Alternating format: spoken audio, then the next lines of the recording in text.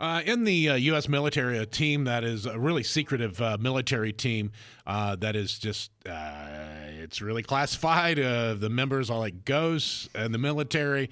And it's called, well, the book is called The Unit. Adam Gamal is joining us. Adam, good morning. Yes, sir. How are you? Good morning. How are you? We're Good. doing. I'm doing great. How are you? We're good, man. We're good. So we're really fascinated with this.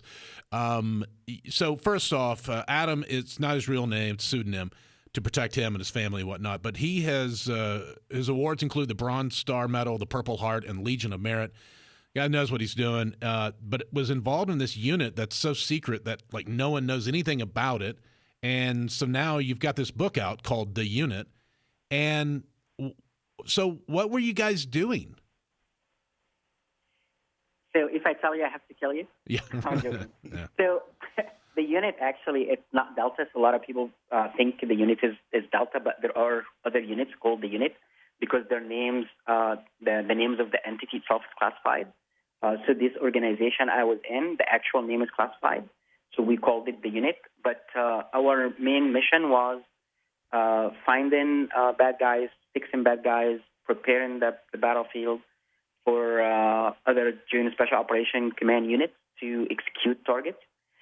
This is from counter-terrorism, counter-narcotics to hostage rescue. I obviously we're not going to go into means and methods, how we were doing those things, because those things are classified.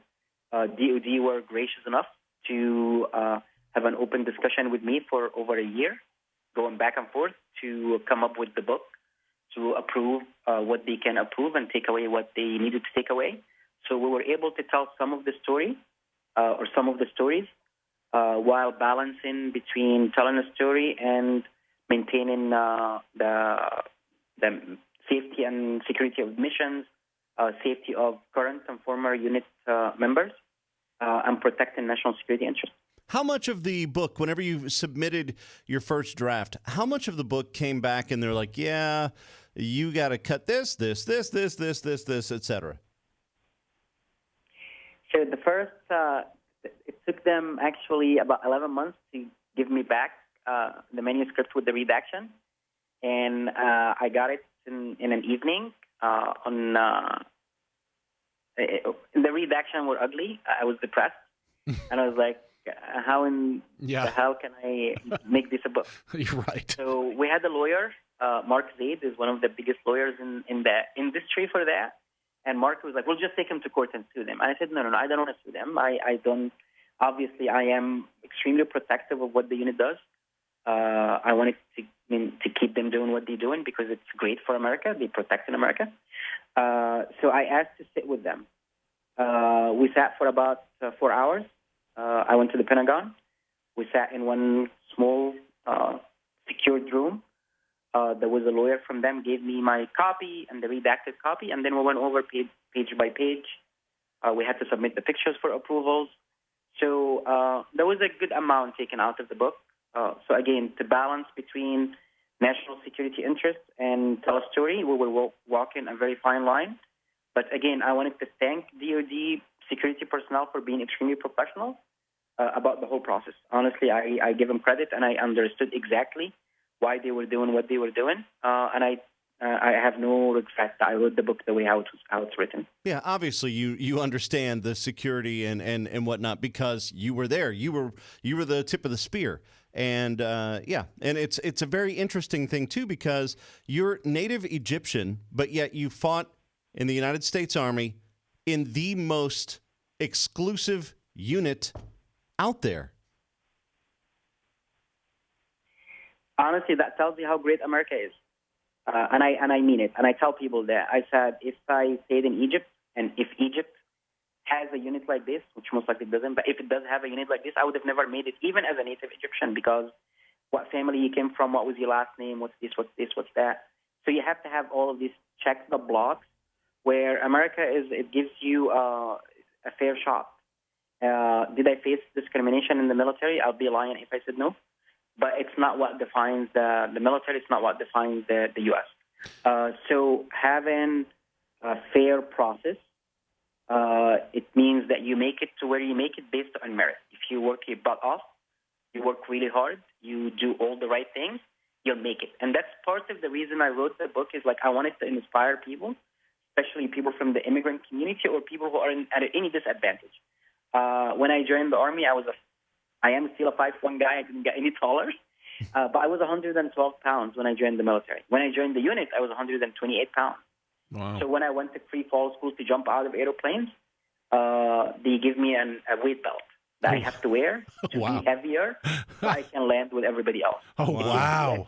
The guys used to be like, hey, man, everybody's coming down and you're going up. What's wrong with you? If it was us, they'd be like, why are you already on the ground? We haven't even jumped yet. I don't know how'd you do that. Adam Gamal is with us. The book is called The Unit. My Life Fighting Terrorist is one of America's most secret military operatives. We'll come back, talk more with truly an American hero coming up next. Hang on. Adam Gamal is joining us. The book is called The Unit. It's My Life Fighting Terrorist, one of America's most secretive military operatives. It's just called The Unit. It's kind of a term. The name is classified, and Adam was a pseudonym and has been in this and has been retired in what year did you retire? 2016? 2016, April 1st, 2016, to the point all my buddies thought it was April Fool's Day. They thought I would never retire. Yeah.